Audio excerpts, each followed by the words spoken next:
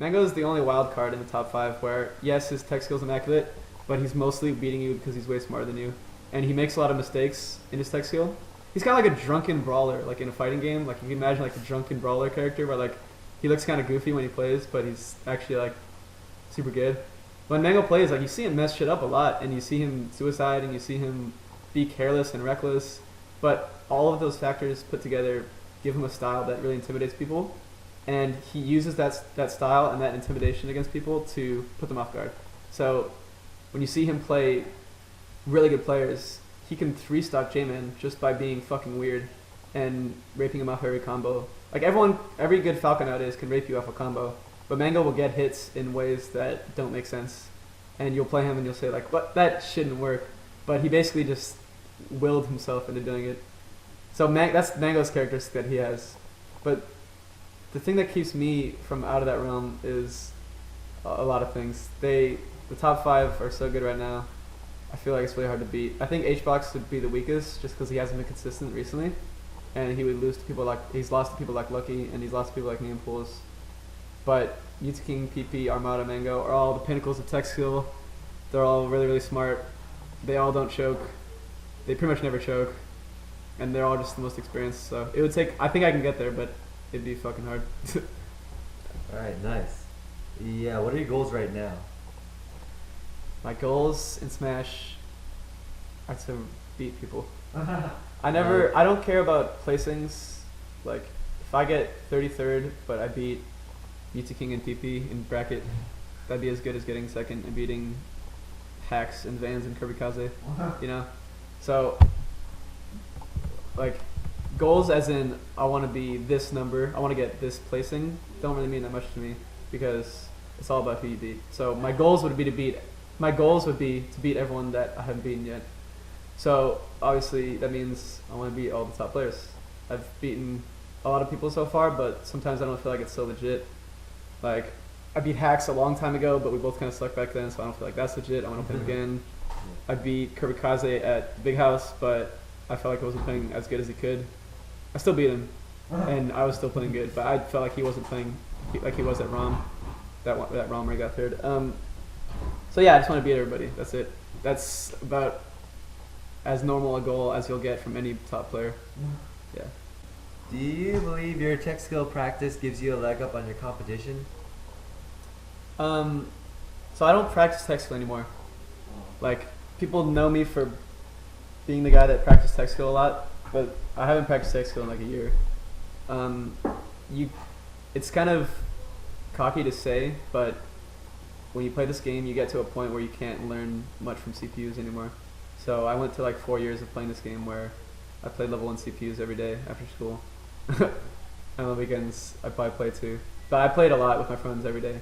And when I wasn't playing with my friends, I played CPUs. So that took me really far, and I got pretty technical at the game. And it gave me experience in the game. But wait, if I played CPUs now, I get bored within like 10 minutes because, I don't know, they're not that interesting. When I play CPUs, I have perfect tech skill because they don't challenge you at all. But if I played someone like Mango, my tech skill would suck because he's actually pressuring me.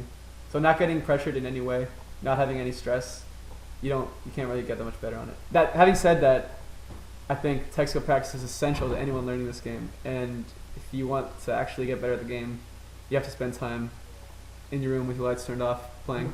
It's not like a chore, dude. Like, the game's really fun, so it's really easy to do because it's such a sick game. So if you practice tech skill a lot, you're going to have fun with the game, you're going to learn more about the game, you're going to get better at the game, you're going to be good at the game, and you're going to go to tournaments and beat people. So I would recommend it to anybody, but personally I haven't practiced in a long time. But if it gave me a leg up on my competition, yeah, totally.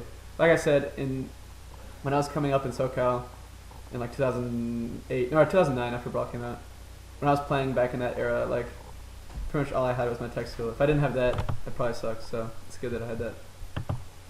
Alright, who do you train with? I don't train with anybody. I don't play this game. Alright. Yeah. Well, I'll answer that. Like, I used to train. When I was coming up, like, I had a lot of great training partners. I played Replicate for a really long time. He was a Fox main that was better than me, and it was like just on my level, and so I got to play with him for months at a time, back when I lived in SoCal. And that was probably the best practice I ever had, the best consistent practice. Besides that, I used to go to Dunk's house a lot and play with Mango and Lucky and them and SJ. So that was good training too. But nowadays, I don't really play that much. So I don't play that much locally because no one lives around me and I'm too lazy to drive. Yeah. Yeah. Have you been inspired by any other foxes? Yeah, of course. Inspiration is actually kind of a big part of Melee. You play this game and you suck ass at it for a long time, and then you watch YouTube videos of people that are really good, and you wonder how they do it.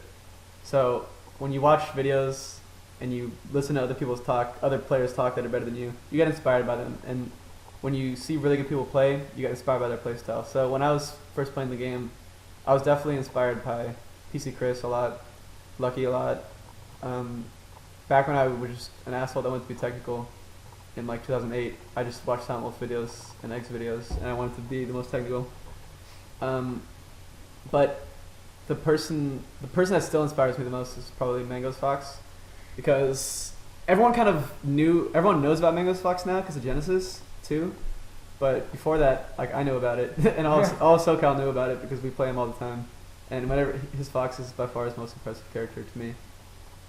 If you've played it in friendlies in SoCal, when he's warmed up, it's basically you can't move the entire match, and he perfect shine spikes you every single time, and he edge guards you perfectly every single time, and he reads you perfectly every single time, and he never messes up his tech skill, and he never messes up his combo. So, yeah, if I was to say that I'm still inspired by Fox, it's definitely Mango's Fox because he's really good. Awesome. Okay. Who are the people you wanted to beat as a goal early in your Smash career? And who do you specifically want to beat now? I guess you already covered that. Okay. Well, when I was first playing in SoCal, there's two people named Tofu and Atlas that I couldn't beat. Like, I could beat Kira and I could beat Fly and I could beat P, but Tofu and Atlas were these two Falcon players that I couldn't beat. And for a long time on the power rankings, I was right behind them in SoCal. But eventually, like, I started getting better. I guess I started getting smarter because I was able to beat them, and I slowly stopped losing to them, and then like I never lost to them again after that. So that was my first huge goal in Melee that I overcame. And then obviously later on I had more goals that I slowly accomplished. But nowadays, like I said, the only people I want to beat now are everyone I haven't played yet or that's better than me. Yeah. Alright. Alright. Explain the Jigs matchup and what you think about it. Okay, Leffen asked this question and he said, because I beat H-Fox at Genesis. Jigs matchup, I don't know shit about. In fact, I would say almost nobody knows anything about the Jigs matchup. Because H-Fox is the only good puff right now, besides a couple people that are alright. But H-Fox Experience is the only good puff, so no one gets Jigs practice. So if you want to beat a Jigs player, you just have to be better than them. And you have to not rush in like a retard. As far as Fox versus Jigglypuff goes, Fox wins, but Puff can also rape the shit out of Fox, and Puff's really gay. The way you win the matchup is by not rushing in like a dumbass. You know, I'm not talking about laser camping. There's a big difference between laser camping and not rushing in. Not rushing in means you still know when to approach when it's appropriate. Laser camping is when people are stupid and they never approach because they're pussies. The way you beat Jigs is by lasering just enough to get her away from the edge, and then once it's on a decent position, you bait her into doing a stupid thing, and then you hit her. I mean, you could say that about any matchup in the game, but Jigs is the most simple, like, boiled down version of that matchup. You don't approach her because her back air is stupid on the ledge. Basically, if you watch H-Box, what he does, and what he did versus me that I had to figure out and adapt to when I played him at Genesis was he would go to the ledge and then float and back air. Not staying on the ledge, I mean he would, like, jump around on the empty space and then try to back air me. Careful. So yeah, H-Box would just sit on the empty space and try to back air me. And what most Foxes are just, I'm not talking shit on other species when I say that they rush into it. They're just not really sure what to do.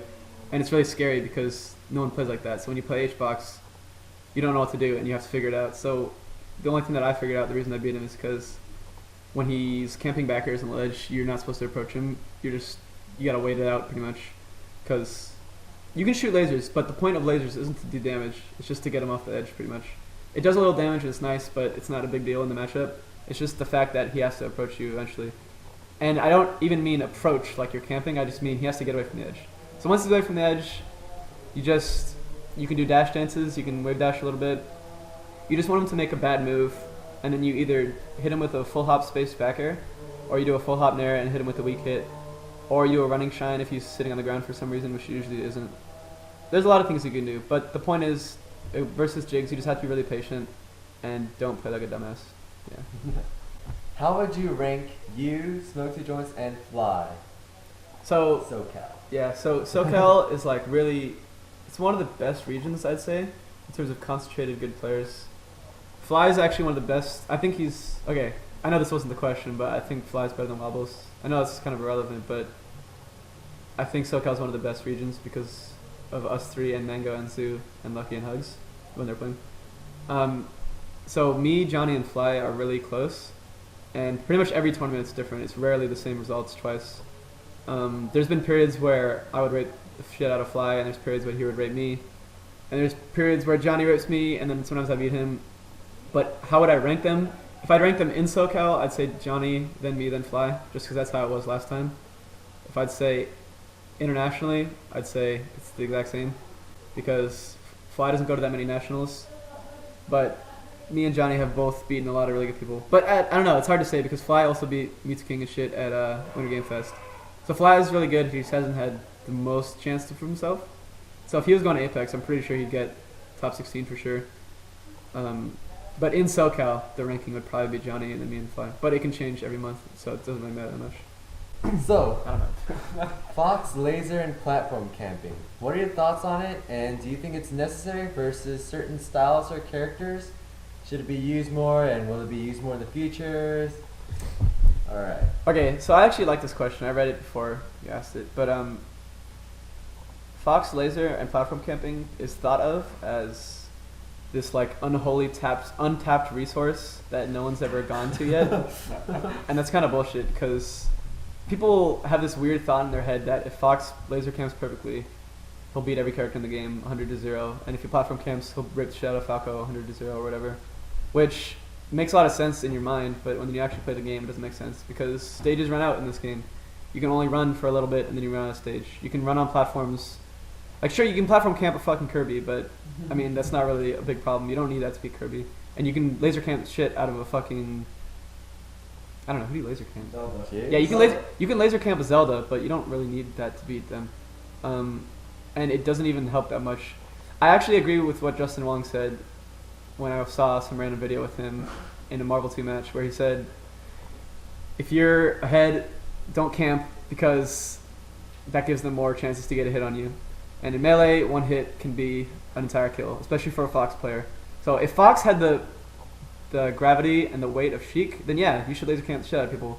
But the fact that Fox usually dies in one combo, it's not worth it to laser camp because every movement you make and every platform you jump to, you get maybe 4 damage for lasers. But every time you do that, you're risking getting hit by someone that jumps at you. And every time you get hit, you can lose your stock. So Fox laser and platform camping is really overrated. But okay, having said that, I don't not do it because it's gay, although it is pretty fucking gay. I don't do it because I don't think it's the best way to play Fox, and I'm kind of bad at it. But I think when most people try to laser camp or platform camp, they give up too many opportunities to actually attack, and that's like one of the biggest problems people have when they start camping, is they think, oh, I'm playing a low tier, or I'm scared. Like, you see people when they play H-boxes, they get scared of him and they only laser and they don't attack. But when you watch the video, you can see them miss a lot of opportunities to attack. So that's the biggest problem with like platform camping and laser camping. And if it's necessary for certain styles or characters, not really. It's necessary when people are playing really gay against you and they don't approach. But you don't need to rely on it to camp. You just need it to get them away from the ledge or whatever. Or just to get them to approach you. I think it's good for Marth because Marth can be really deceptive with his movement, where he's not actually ever approaching you, he's just dash dancing.